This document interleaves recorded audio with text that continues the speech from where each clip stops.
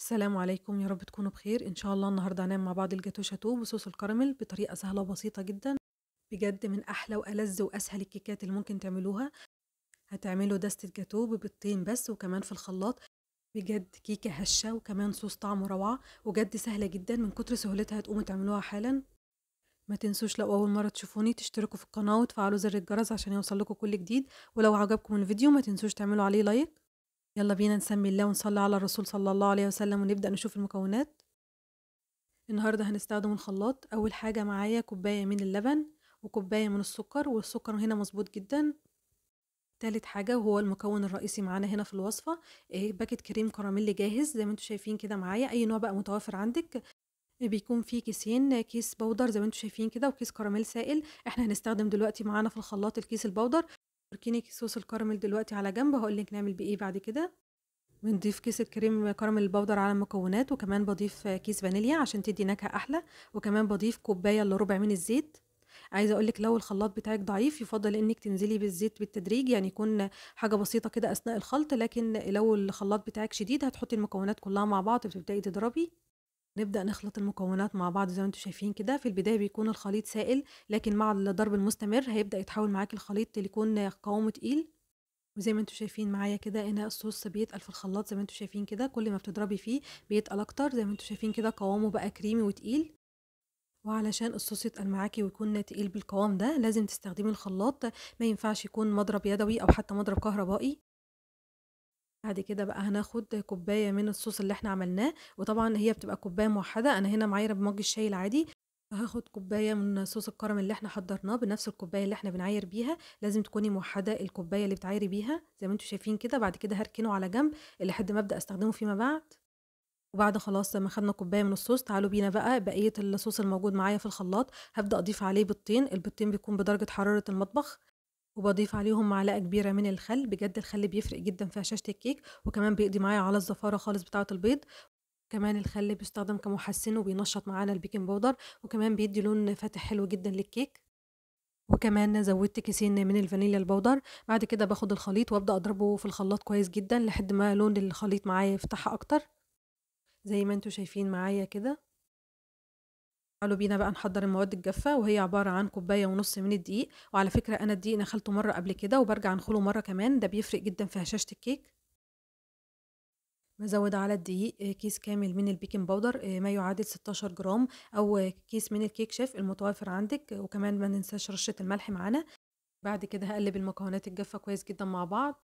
بعد كده بننزل بالخليط السائل على المواد الجافة، وحاولي ما تسيبيش أي حاجة في الخلاط عشان ده هيفرق معانا في الآخر في قوام الكيكة. بعد كده هابدأ أقلّب الخليط مع بعضه لحد ما الدقيق يشرب جميع السوائل معايا. هاقلّب بالمضرب اليدوي في اتجاه واحد علشان ما اخرّجش الهوا من الكيك، وعشان الكيك كمان ما ترجعش تهبط بعد كده. المفروض إن إحنا عايزين قوام الكيك يكون قوام وسط، لا هو تقيل ولا خفيف. فأنا هنا كان قوام الكيك معايا كان تقيل، فزوّدته معلقتين كبار من اللبن، فعلى حسب ما يكون معاكِ طبعًا ده بيفرق على حسب حجم البيض اللي أنتِ حاطاه، وكمان نوعية الدقيق من حيث امتصاصها للسوائل. فأنتِ لو لقيتِ القوام معاكِ تقيل هتزوّديه معلقتين ل3 لبن لحد ما يضبط معاكِ. القوام معاكِ طلع سائل أكتر، يبقى هتزوّديه دقيق لحد ما توصلي لقوام وسط زي ما أنتِ شايفة معايا كده. بعد كده أنا هنا استخدمت الصينية الأوسط لطقم الألومنيوم وبطّنتها بزيت ودقيق، بدأت أضيف فيها خليط الكيك معايا، ووزّعته كويس جدًا في الصينية، وبدأت أجيب عصاية شيش طاووق وأبدأ أعمل بيها خطوط رايح جاي عشان أخرّج أي فقاعات هوا زيادة، ويطلع معايا الكيك مسامه ضيّقة. باخبّطها خبطتين كده، وبعد كده بادخّلها الفرن يكون مسخّنينه من قبلها بحوالي ربع ساعة على درجة حرارة 180 على الرف الأوسط على الشبكة. بتاخد حوالي 30 ل35 دقيقة بالكتير بتكون خلاص استوت. أنتِ بتختبريها بخلة سنان أو عصاية شيش طاووق من النُص، لو لقيتِ فيه العصاية عجين يبقى هي لسه محتاجة تسوية، لو لقيتِ العصاية نضيفة يبقى خلاص استوت معاكِ. لقيتيها استوت وما خدتش لون معاكِ من فوق، بتفتحي عليها الشواية بس كده تاخد لون حلو وذهبي من فوق زي ما أنتِ شايفة معايا كده. بعد كده طلعتها من الفرن وسبتها لحد ما تبرد خالص، وبعد كده سقيتها بكوباية من اللبن الحليب الساقع. تسقيهاش اللبن إلا وهي كانت باردة عشان خاطر الكيكة ما تعجنش معاكِ. بعد كده هابدأ أضيف عليها الصوص اللي إحنا كنا راكنينه على جنب. كوباية الصوص اللي معايا زي ما أنتم شايفين كده أنا ما دخلتهاش التلاجة، أنا سِبتها برّه عشان ما تتقلش معايا أكتر، علشان أعرف أفردها. لكن لو الجو كان حَر جامد جدًا يبقى تدخليها على التلاجة أحسن. بعد كده فردت الصوص كويس جدًا على الكيكة، وهابدأ أزينها بخطوط من كيس صوص الكراميل اللي كان في العلبة موجود معانا في باكيت الكريم كراميل الجاهز. هابدأ دلوقتي أزين بيه، هاعمل خطوط زي ما أنتم شايفين كده بالعرض، خطوط عشوائية زي ما أنتم شايفين كده، مش لازم تبقى الخطوط مضبوطة، لأ بس خطوط بالعرض كده زي ما أنتم شايفين معايا كده. بعد كده هاجيب عصاية الشيش طاووق وأعمل خطوط رايح جاي، تديني شكل جمالي حلو جدًا، تزيين بسيط جدًا، ما بياخدش منِّك وقت ولا مجهود، وفي الآخر الشكل بيكون حلو جدًا زي ما أنتِ شايفة معايا كده. بعد كده هادخّلها التلاجة عشان تسقع، أنا بادخّلها التلاجة لمدة ساعة، ساعتين كده، كل ما تبرد كل ما كانت طعمها أحلى.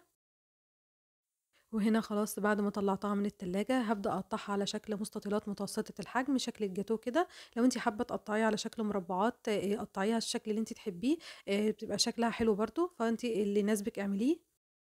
بجد من أحلى وألذ وأسهل الكيكات اللي ممكن تعملوها، بجد الكيكة هشة هشاشة مش طبيعية، وبجد طعمها روعة، والصوص بجد طعمه جميل جدًا، مختلف عن طريقة الجاتوه شاتوه اللي إحنا بنعملها دايمًا بالكاكاو، بس بجد الطعم رهيب.